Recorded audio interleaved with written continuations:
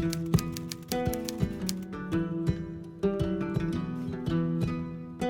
my name is Soy and welcome back to the Little Reader's Corner. Today we are doing a dedicated reading vlog, a 24-hour reading vlog, and we are going to read all of The Witcher: The Last Wish, which is the first in the Witcher series. This beautiful edition is the illustrated edition. I will show you everything that's inside this gorgeous copy. First off, let's just take a little... It's fine. We'll go over it in just a second. But for right now, I'm so excited because I love The Witcher, the TV show. I love the video game, even though I don't have a gaming console and I have exclusively a Mac computer, so I can't play the game, but I've always loved the game. I always play it on my friends' consoles, and it is the singular reason I have ever considered of going to PC. I do know there's a way for me to play it on my Mac. I just have to put in all of the time and effort to kind of transform my computer to be able to play it, but I digress. So I got this beautiful copy specifically so that I could read this entire thing. I also have the audiobook, so I'll be following along, listening to the audiobook while reading this.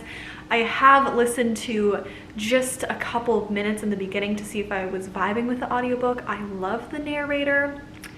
Yes, also I did watch all of the first season. I'm almost done with the second season right now of The Witcher, the TV show, and I absolutely love it. I had to pause on episode 4 when the first season originally came out because I was stressed in my personal life and I needed to give all of myself to this TV show. So I recently rewatched the whole first season and then went straight through into the second season on a 9-hour plane ride.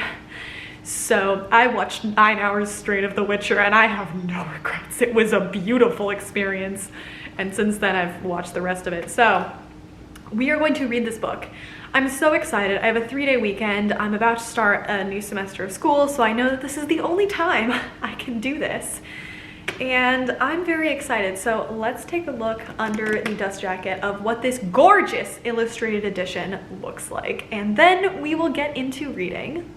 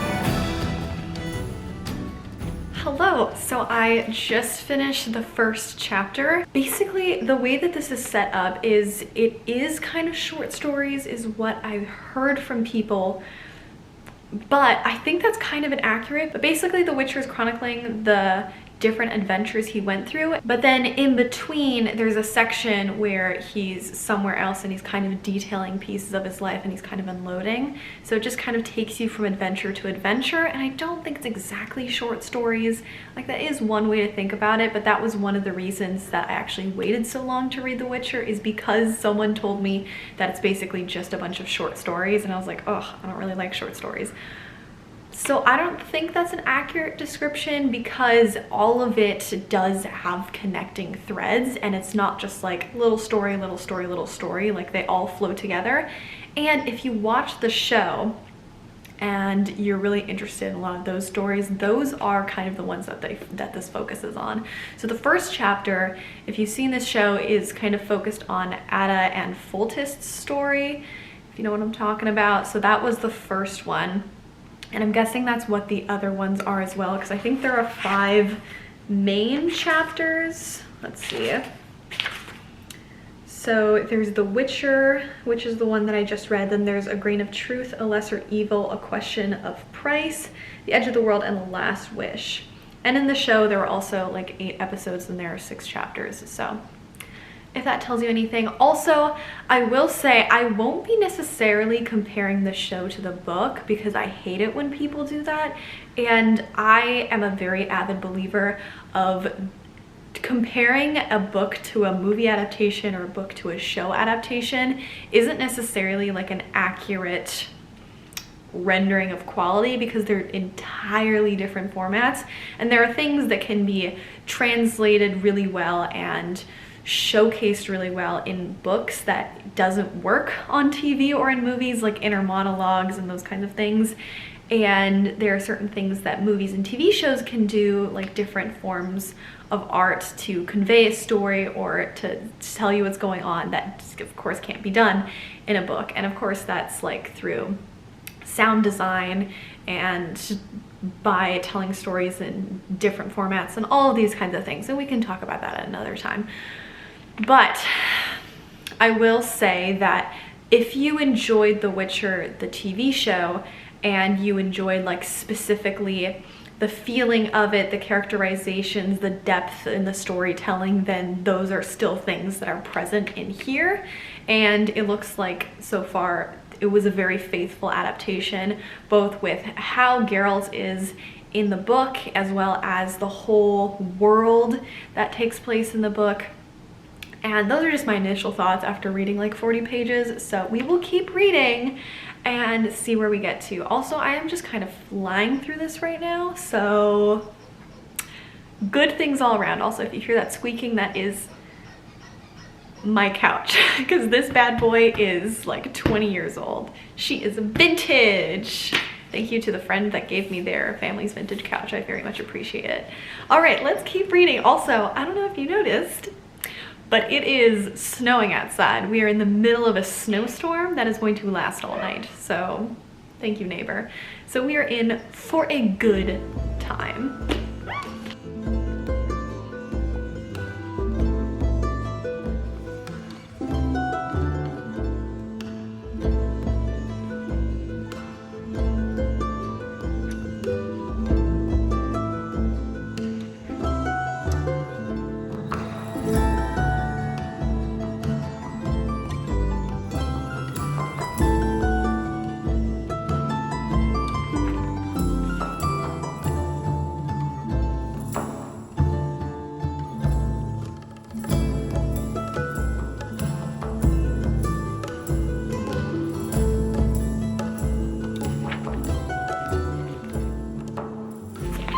Okay, so I just finished the second chapter, which, what was it? Let me see. Something truth, something truth. Hello, A Grain of Truth.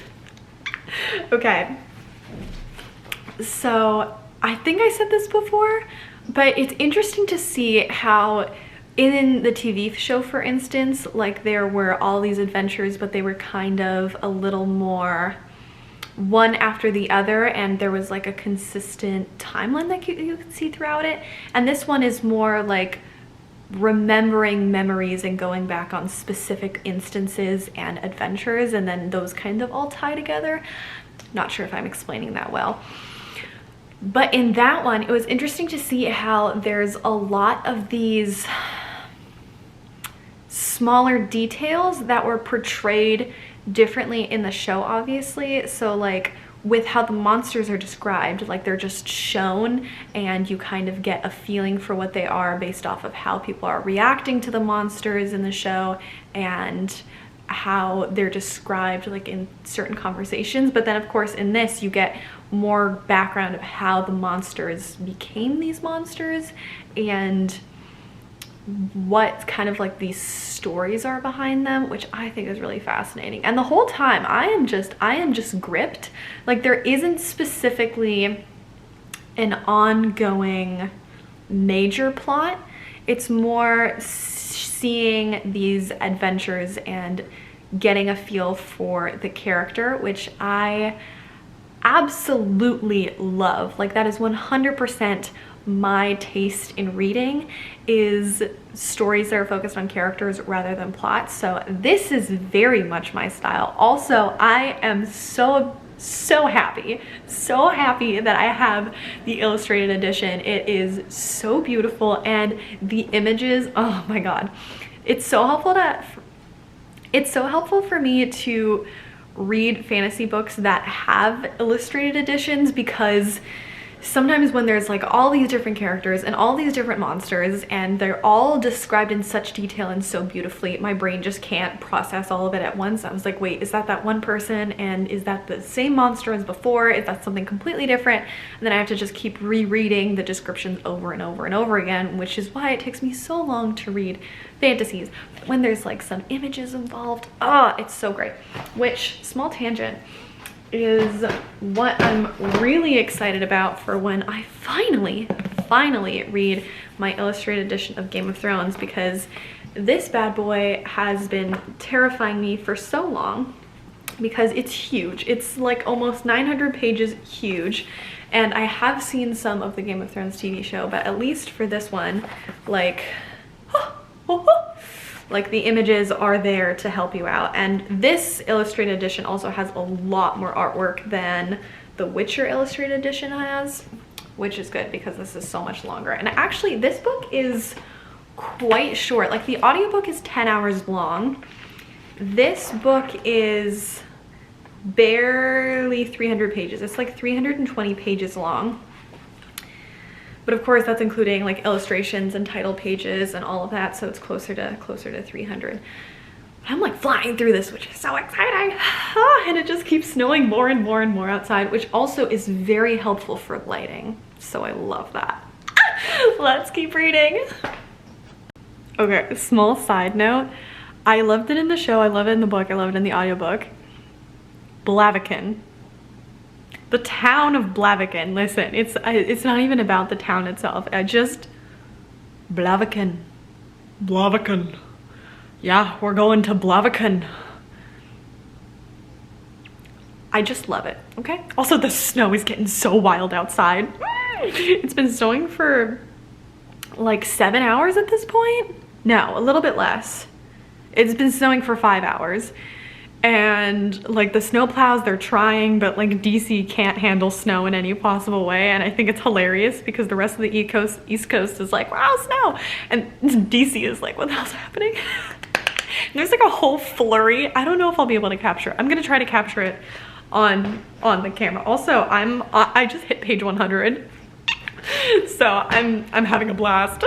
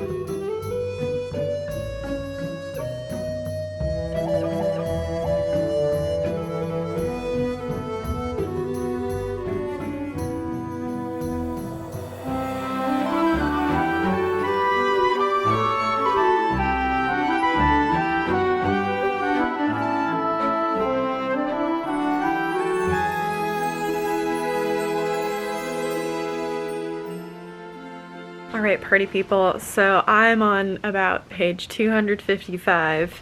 I'm on the last chapter, which is entitled The Last Wish. I have about 70 pages left to go, and it is 1 a.m. and I have all of my, and I mean all of my homework and reading to do tomorrow, which is hundreds of pages of articles. So we are calling it for tonight, but honestly, what a success so far. Holy crap. I'm gonna talk in a little bit more detail, I think, tomorrow about the last chapters, because I think the last time I updated, let's see, I think the last time I updated I was on the second chapter, and I read 3 since then. Wild times. Also, it was snowing like crazy, then it started raining, and now it's just cloudy and it's no longer below freezing, so that's a little disappointing. Overall, I've really been digging this book. Like, holy crap, this has been so good. I'm having a freaking blast, and it's just a gosh darn good time. But yeah, I'll talk about the individual chapters a little bit more tomorrow, and generally my thoughts. For tonight, we're gonna go sleep. Yay! I get to sleep in tomorrow, thank God. All right, I'll talk to you all tomorrow. Bye.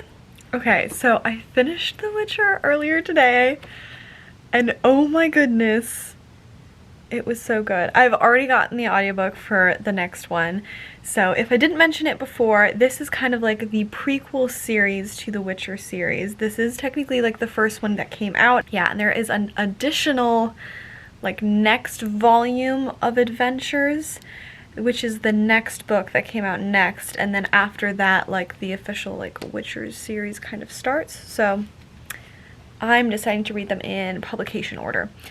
But anyways, so it was really interesting because I think I mentioned earlier that the first few chapters and adventures followed really closely along with certain episodes in the first season of The Witcher, and you could really follow along with the stories really easily if you had seen already that season.